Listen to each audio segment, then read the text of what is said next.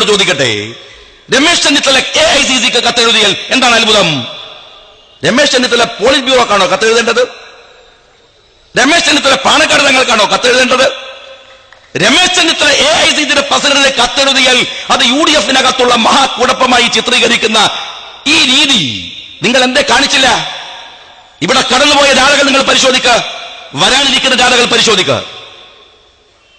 SNDPയുടെ ജാഥ പോയല്ലോ, ജാഥയുടെ സെക്രട്ടറി വെള്ളാപ്പള്ളി നയിച്ചു.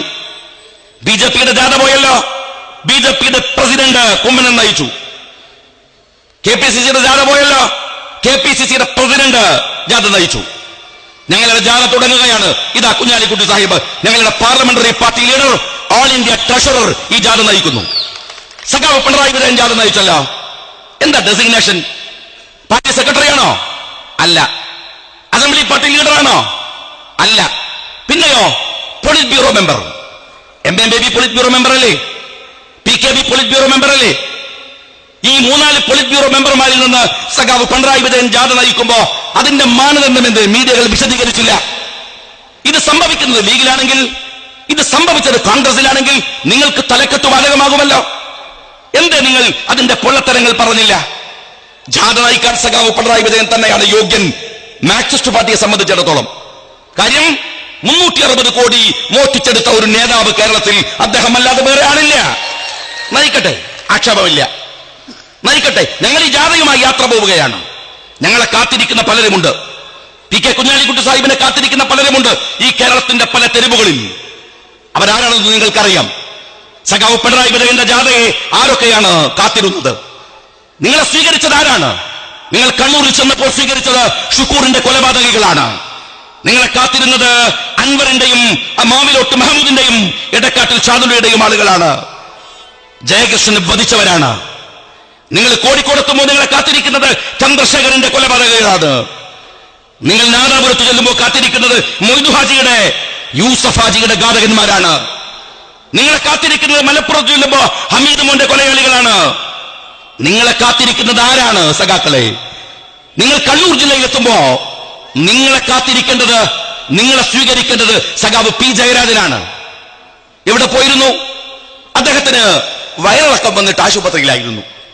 കാര്യം ചോദിച്ചപ്പോ പറഞ്ഞു CBI വിളിച്ചിരിക്കുന്നു. നിങ്ങൾ എന്താ പറയാറ്? നെഞ്ചു വിരിച്ച് നേരിടും, തോക്ക് വന്നാൽ പോരാടും. അപ്പൊ CBI വന്നപ്പോഴോ വയറിളക്കം. എന്താ ഈ പാർട്ടിക്ക് സംഭവിക്കേണ്ടത്? നിങ്ങളെ കണ്ണൂരിൽ സ്വീകരിക്കേണ്ടത് P ജയരാജൻ, നിങ്ങളെ കോഴിക്കോട്ട് സ്വീകരിക്കേണ്ടത് ചന്ദ്രശേഖരന്റെ കൊലപാതകത്തിന്റെ പേരിൽ ജയിലിൽ കിടന്ന മോഹനൻ മാഷ്.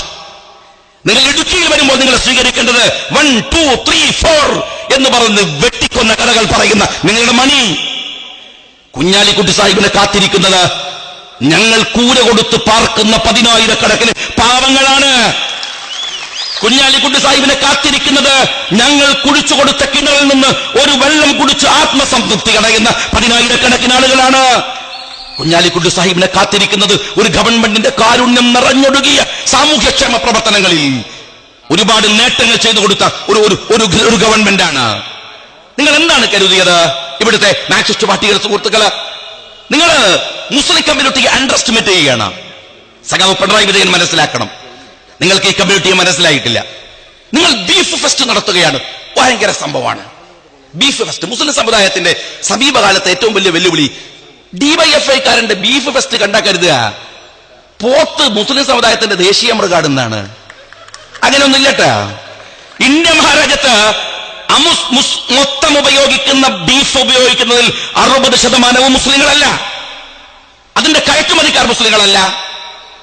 പിന്നെ നിങ്ങൾ ഈ ബീഫ് ഫെസ്റ്റ് നടത്തിയിട്ട് മുസ്ലിം സമുദായത്തെ അങ്ങോട്ട് ഏമാറ്റിക്കളയാം എന്ന് വിചാരിക്കുന്നത്, നമസ്കരിക്കുന്ന ഫോട്ടോ എടുത്ത് സ്വന്തം ഫേസ്ബുക്കിലിട്ട് സെൽഫിക്ക് അതിന് ലൈക്ക് അടിക്കുന്ന നരമ്പ് രോഗികളെ പോലെയാണ് മുസ്ലിം സമുദായം എന്ന് നിങ്ങൾ വിചാരിക്കുകയാണ്.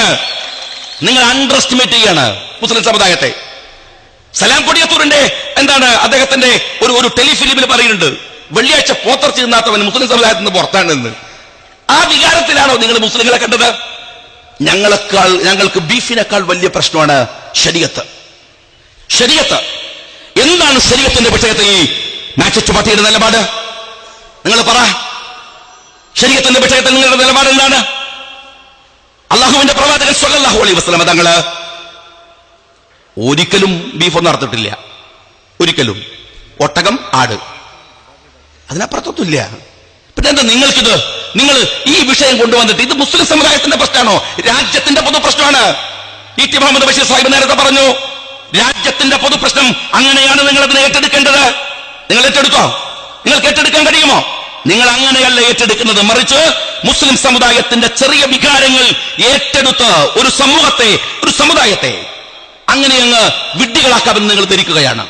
ഫാഷിസത്തോട് നിങ്ങൾ പൊരുതിയത് എവിടെയാണ്?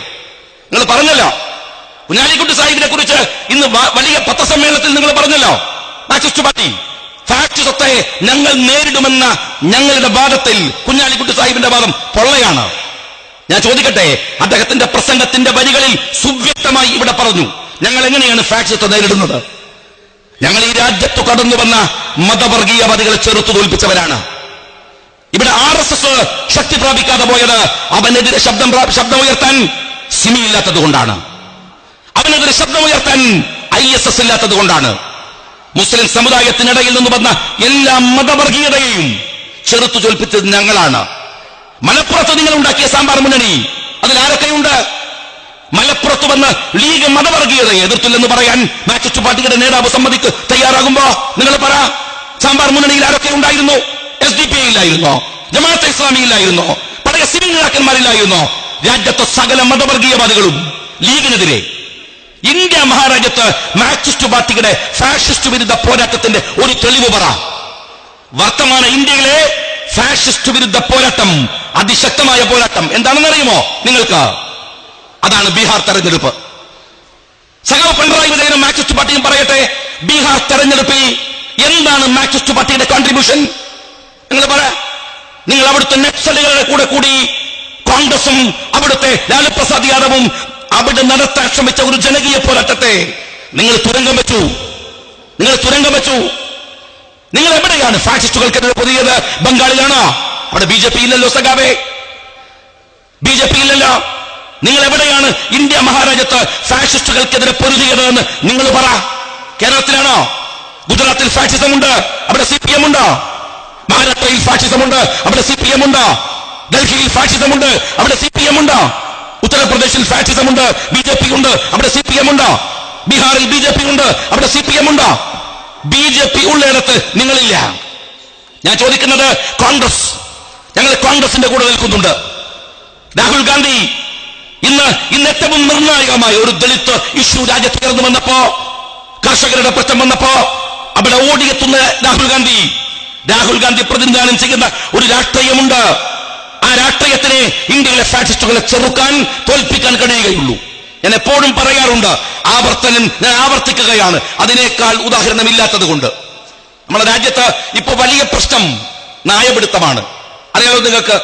എല്ലാ മുനിസിപ്പാലിറ്റിയുടെയും എല്ലാ കോർപ്പറേഷന്റെയും എല്ലാ പഞ്ചായത്തിന്റെയും പ്രശ്നമാണ്.